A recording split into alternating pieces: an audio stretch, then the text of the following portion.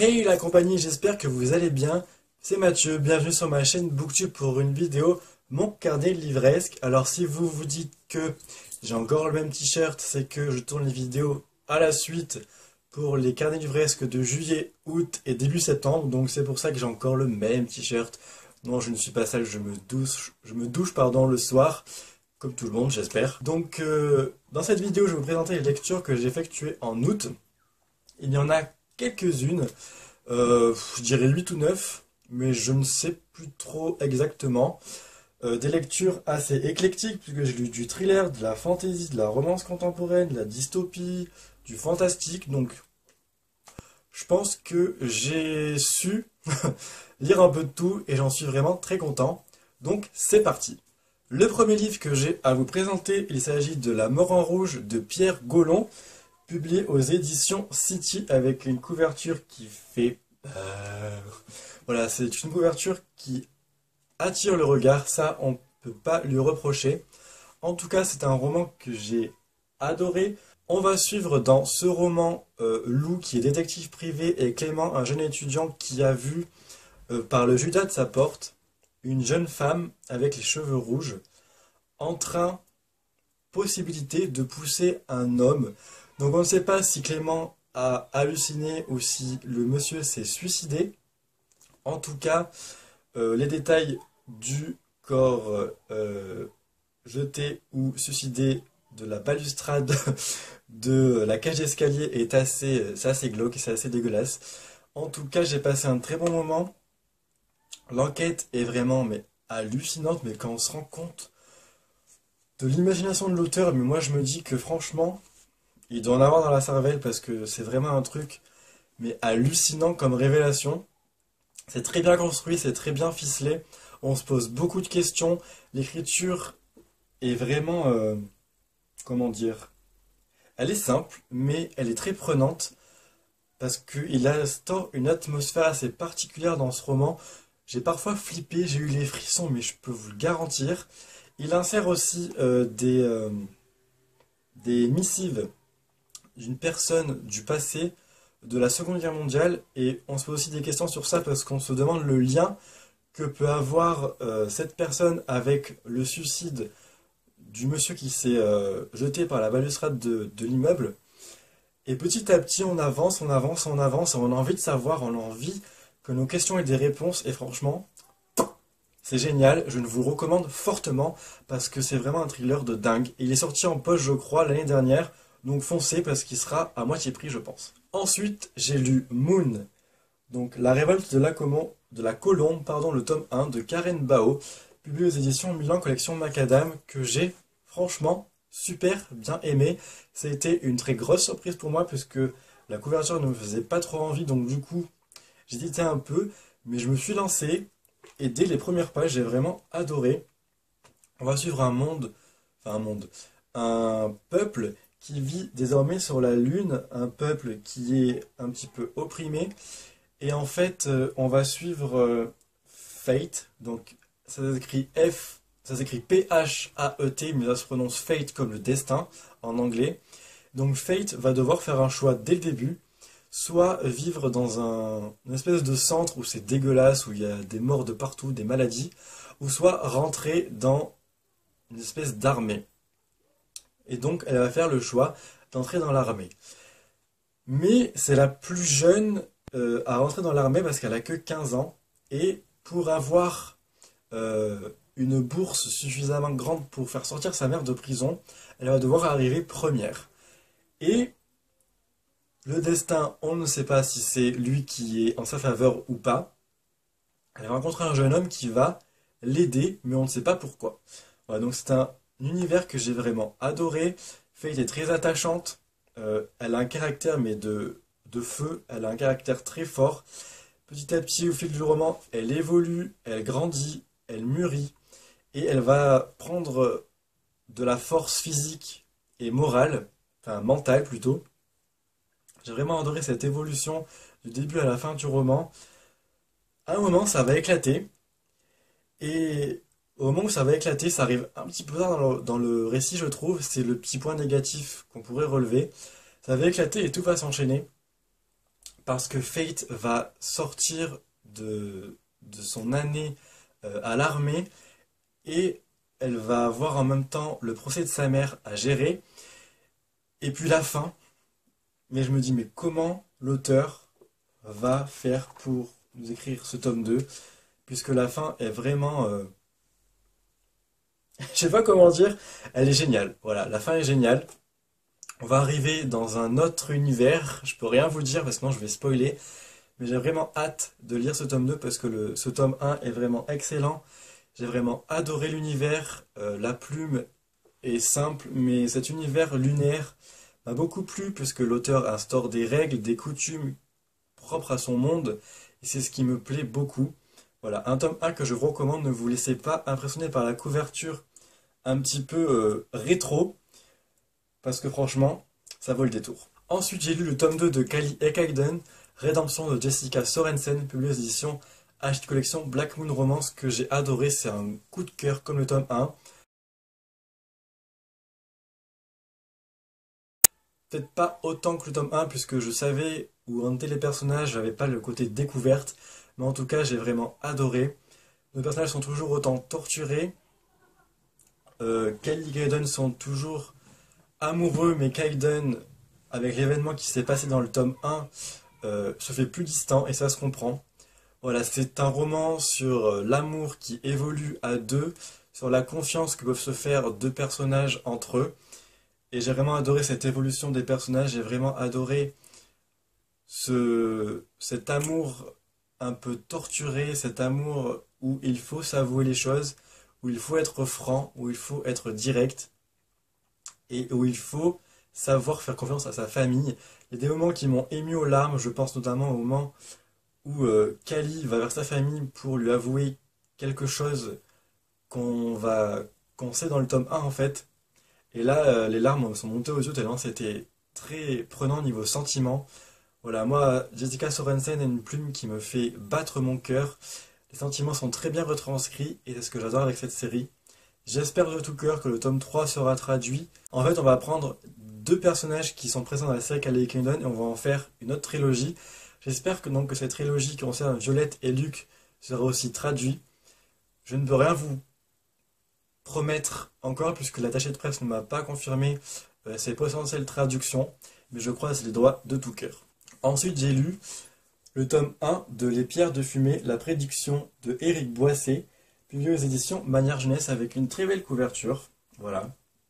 Alors pour ceux qui ne connaissent pas Éric Boissé, il a écrit la trilogie d'Arcandia qui est sortie au cinéma en 2014 je crois. Donc ici c'est de la fantaisie pure et dure et c'est une fantaisie que j'ai avalée du début à la fin. C'est un roman qui fait près de 420 pages à peu près. Je pensais mettre peut-être 5-6 jours à le lire et j'ai mis 3 jours. Donc franchement, j'ai adoré. On va suivre donc les jumeaux qui s'appellent Liam et Eléa, qui sont voués à de grandes choses. Enfin, c'est un tome 1 introductif puisqu'on n'en connaît pas beaucoup sur leur futur, je dirais, sur leur potentiel destiné. Mais l'auteur arrive à nous intéresser puisqu'il alterne différents points de vue. Donc le point de vue des jumeaux, le point de vue du grand lézard comme ça, et puis d'autres points de vue, celui un petit peu des méchants, je dirais aussi. Donc ça fait que on est curieux de savoir ce qui va se passer dans ce monde, on est curieux de savoir où vont atterrir les jumeaux, je dirais, puisqu'ils vont être séparés dès le début du roman. Et je sais pas, c'est un livre fantasy qui m'a beaucoup plu par son univers et par son originalité. J'espère pouvoir lire le tome 2 puisque la fin m'a beaucoup plu ici et me donne vraiment envie de lire le tome 2. Après, je vous dirais que mes souvenirs sont assez vagues parce que c'est vraiment un tome d'introduction qui prend le temps d'implanter des bases et de bonnes bases bien solides. Voilà, je pense que le tome 2 sera beaucoup plus tourné vers la magie et j'ai vraiment hâte de découvrir ça. Et j'ai vraiment hâte de découvrir ça. Après, j'ai lu Loin de tout le tome 2, Près de toi de J.A. Renmarski, publié aux éditions Milady, que j'ai bien aimé, comme le tome 1 en fait. Je n'ai peut-être pas été autant touché que le tome 1, parce qu'il y avait des petites longueurs par-ci par-là, mais l'histoire de Cameron et Andrew est toujours autant intense. Les sentiments sont toujours aussi contradictoires, sont toujours aussi beaux, sont toujours aussi forts. Leur amour est particulier, ils le savent. C'est un amour qui va être mis à rude épreuve toujours dans ce tome 2, et dernier tome d'ailleurs. Voilà, j'ai aimé les découvrir à nouveau. J'ai aimé me confronter aux problèmes qu'ils ont dans ce tome 2. On va retourner en road trip, on va faire la connaissance d'autres personnages. Et puis, ce que j'ai aimé, c'est que l'auteur ne se contente pas de rester dans une temporalité certaine. Elle avance petit à petit. Je crois que on fait peut-être 6 mois dans. L'histoire est narrée sur 6 mois, je crois. Et puis m'a beaucoup plu, m'a beaucoup touché. Parce que. Enfin, je ne dirai pas d'ailleurs, parce que sinon je vais spoiler.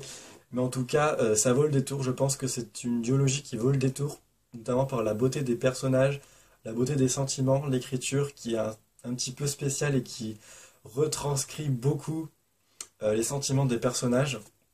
Voilà. C'est deux tomes qui sont assez forts et moi j'ai beaucoup aimé, donc franchement n'hésitez pas. Ensuite, j'ai fini une série. Yes! Et j'ai lu le tome 3 de Delirium de Lauren Oliver, donc qui conclut enfin cette trilogie. Franchement, j'ai beaucoup aimé ce troisième tome, même si le tome 1 restera mon préféré, je pense. Un tome qui est axé sur la Révolution, qui met un petit peu de temps à démarrer, je trouve, dans l'action, mais l'auteur arrive toujours à nous intriguer par son point de vue, par le point de vue différent qu'elle immisce dans le roman. On va avoir le point de vue de Anna. Anna, c'est ça? C'est ça. Et le point de vue de Lena, donc le personnage principal qu'on suit dans le tome 1 et dans le tome 2. Et je trouve que ce parallèle entre les deux points de vue amène un côté assez prenant à l'histoire et c'est ce qui fait qu'on ne lâche pas le roman. Parce que je pense que s'il n'y avait que le point de vue de Anna, on se serait emmerdé. Mais moi je vous le dis, on se serait emmerdé. Parce que Anna et Lena sont deux personnages qui sont différents dans ce tome 3, malgré qu'elles aient été meilleures amies dans le tome 1. Je n'en dirai pas plus parce que sinon je vais encore spoiler et c'est un tome 3. Je vous invite fortement à lire le tome 1 que moi j'avais adoré. Une dystopie très originale. Franchement, c'était une des meilleures dystopies que j'avais pu lire peut-être en 2012, donc ça remonte un peu. En tout cas, ce livre-là porte des messages forts, notamment sur la liberté de choix. La fin m'a un petit peu gêné puisqu'elle s'arrête abruptement sur une action qui n'est pas terminée et c'est ce qui m'a un petit peu gêné. Mais les dernières phrases sont très jolies et très belles et c'est ce que je retiendrai de cette trilogie que j'ai vraiment adoré, que j'ai vraiment aimé. C'est du Lauren Oliver. Lauren Oliver, je l'adore. Et voilà, enfin franchement, je ne peux que vous inciter à lire cette trilogie que j'ai vraiment beaucoup aimée. Ensuite, j'ai lu le tome 2.5 de Geek Girl de Hollis Mail, publié aux éditions Nathan. C'est un autre de tome que j'ai beaucoup aimé, même si il n'apporte rien de spectaculaire à l'histoire. C'est un tome qui m'a beaucoup fait rire. Harriet est toujours marrante. C'est une lecture fraîche et détente que je vous recommande quand même d'acheter puisque c'est une attente, je dirais, pour le tome 4. J'espère qu'il sera traduit chez Nathan. C'est une attente bien pensée de la maison d'édition et c'est pas tellement cher comme livre. Donc franchement, moi je vous le conseille. Ensuite, j'ai lu Will and Will de John Green et David Levitan, publié aux éditions Gallimard dans la collection Scripto. C'est un roman que j'ai vraiment apprécié, même si je n'ai pas été autant touché euh, par ce roman que par Nos étoiles contraires, par exemple. Je ne sais pas, David Levitan et John Green ont une plume particulière, mais les émotions sont un petit peu absentes. C'est vrai que dans Nos étoiles contraires, j'ai été touché, mais j'ai été touché à la fin, quand j'ai refermé le livre en fait. par ce trop-plein d'émotions que j'avais ressenti. Dans Will and Will, c'est différent. Je m'attendais à avoir des émotions un petit peu plus fortes, un petit peu plus percutantes, et c'est le défaut majeur que je ressors de ce livre. Pour les points positifs, c'est un roman qui aborde des thèmes sensibles comme l'homosexualité, comme l'amour, l'amitié, l'acceptation de soi. C'est un roman qui est très bien écrit. Les deux auteurs ont un style à eux particulier. Les deux Will Grayson sont des Will Grayson très différents, mais qui se ressemblent aussi un petit peu par rapport à leur attente dans la vie qu'ils ont. Le personnage de Tini Cooper est un personnage extravagant que j'ai adoré. Il m'a fait mourir de rire, mais plus d'une fois, franchement. Et je pense que s'il n'avait pas été là, le roman aurait été ennuyeux. En tout cas, c'est un roman qui m'a surpris parce que je ne pensais pas lire ce genre d'histoire. Et voilà, j'ai été vraiment surpris. C'est un roman très bien écrit, très bien construit. Les deux plumes des deux auteurs matchent très bien. Et je vous le recommande fortement puisque la fin m'a beaucoup plu. Une fin qui est porteuse de messages et qui est porteuse de tolérance, voilà, envers les autres. Et c'est ce que j'ai apprécié. Enfin, j'ai lu le tome 3 de Sœur sorcière de Jessica Spotswood, publié aux éditions Nathan. Donc encore une fin de trilogie, parce que je m'étais dit pendant l'été, allez Mathieu, finis tes trilogies comme ça, ce sera fait. C'est un tome 3 que j'ai adoré du début à la fin. Déjà, la fin du tome 2, on l'a revu au début du tome 3, et ça m'a encore une fois mis les frissons au bras. Franchement, ça m'a mis le poil. Et j'en voulais encore une fois à une des trois sœurs. Voilà. Donc on va suivre toujours Maura, Tess et Kate. Kate qui est notre personnage principal, qui est notre narratrice dans l'histoire. C'est un tome qui est plus centré donc sur la Révolution, un tome plus centré sur la magie, c'est ce que j'ai apprécié, parce que les filles maintenant n'hésitent pas à dévoiler leur magie en public, enfin toujours cachée, mais elles n'hésitent pas à l'utiliser pour des combats justes et pour protéger leur sœur sorcière. Le petit jeu de mots, voilà. Bon, franchement, il fait 420 pages et ça se lit super bien, ça se lit super vite. L'atmosphère historique que met en place l'auteur est toujours géniale. La plume est très prenante. L'histoire m'a fait palpiter. J'ai beaucoup aimé, j'ai pleuré à la fin. On va enfin savoir si la prophétie va se réaliser. Et franchement, je ne peux que vous recommander cette trilogie parce que vraiment, c'est une trilogie chouchoute de sorcières que j'ai vraiment adorée. Et voilà, la fin m'a beaucoup plu. C'est une fin triste, mais en même temps un petit peu joyeuse puisque il y a quelque chose qui se débloque dans l'histoire. Et j'ai vraiment, vraiment, vraiment kiffé cette trilogie. Voilà. Voilà, c'en est fini pour cette vidéo, j'espère qu'elle vous aura plu, j'espère ne pas avoir été trop long encore une fois, je crois que je vais faire beaucoup de montage pour couper les parties un petit peu mortes, on va dire. En tout cas, je vous souhaite de passer une très belle semaine, faites de très belles lectures, et je vous dis à très bientôt pour une prochaine vidéo. Bye bye.